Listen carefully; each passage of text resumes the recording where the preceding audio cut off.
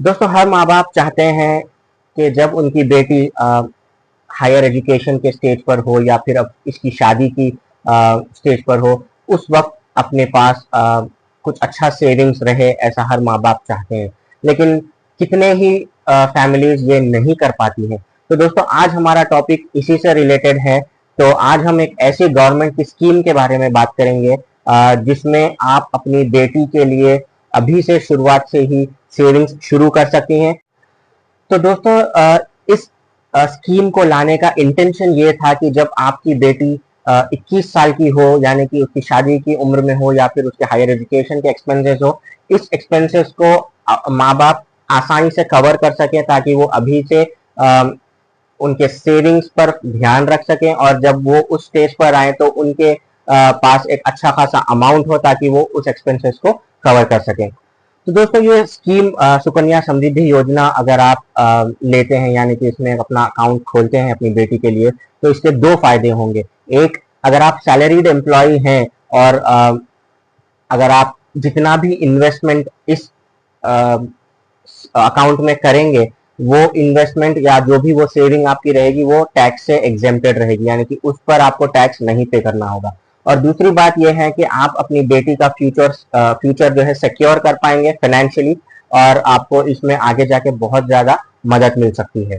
तो आपको ज्यादा कुछ नहीं, सिर्फ मिनिमम डॉक्यूमेंट्स लगेंगे, जैसे कि अपनी बेटी का आधार कार्ड, उसका बर्थ सर्टिफिकेट, आपका आधार और पैन कार्ड जिसमें आपका एड्रेस, प्रूफ ऑफ एड्रेस है, और अपनी बेटी के पासपोर्ट साइज फोटोज आप लेकर अपने नजदीकी पोस्ट ऑफिस में जाकर इस अकाउंट को खोल सकते हैं।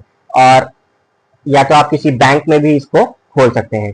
और आप एक घर से दो बेटियों को, यानी कि अगर आपके घर में दो बेटी हैं तो आप दो अकाउंट बिल्कुल खोल सकते हैं, दोनों के लिए अलग अलग। और सिर्फ दो अकाउंट्स एक घर से खोलने का गवर्नमेंट ने इस पर लिमिट सेट किया है। बहुत जरूरी बात, अगर आपकी बेटी की उम्र 10 या उससे कम एज ग्रुप में है तो ही आप ये अकाउंट अपनी बेटी के लिए खोल सकते हैं।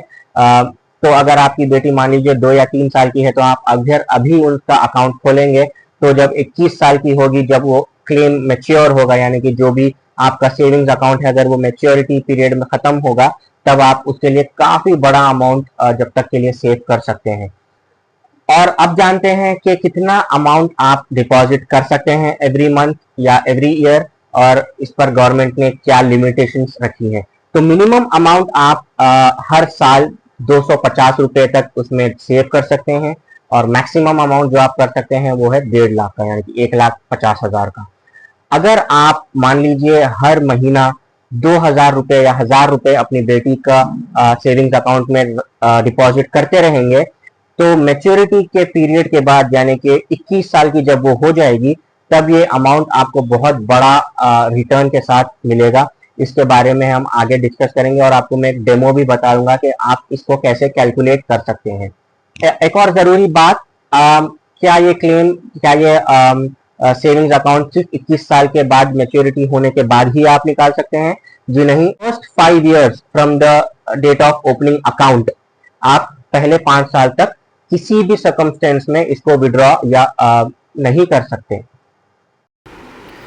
तो दोस्तों, अब आपको एक डेमो बताता हूँ वीडियो रिकॉर्डिंग के ज़रिए, जहाँ पर हम लोग देखेंगे कि अगर आपका मंथली इन्वेस्टमेंट रहेगा 5,000, तो आपका सालाना जो डिपॉज़िट होगा उस हिसाब से वो होगा 60,000 पर एनम, यानी कि साल में अगर आप 60,000 डिपॉज़िट करेंगे और आपके लड़की की एज 6 इयर्स होगी और आपका क्लेम स्टार्ट होगा 2024 में, यानी कि इस साल, तो आप देख सकते हैं कि 9 लाख का आपका टोटल इन्वेस्टमेंट होगा, जिसके बाद आपका 18,71,000 का इंटरेस्ट आएगा, और टोटल मैच्योरिटी पर आपको क्लेम 2045 में मिलेगा 27,71,000 का।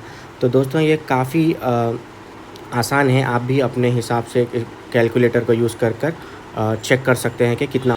तो दोस्तों, उम्मीद करता हूं कि आज का ये वीडियो आपको इन्फॉर्मेटिव लगा, और अगर आपको इससे रिलेटेड कुछ भी क्वेश्चंस हों तो बिल्कुल कमेंट बॉक्स में आप अपने क्वेश्चंस पूछ सकते हैं।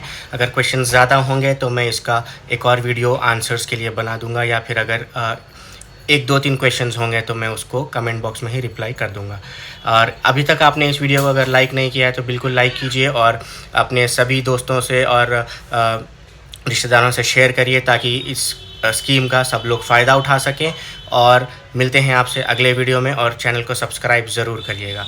अगले वीडियो में मिलते हैं, तब तक के लिए जय हिंद।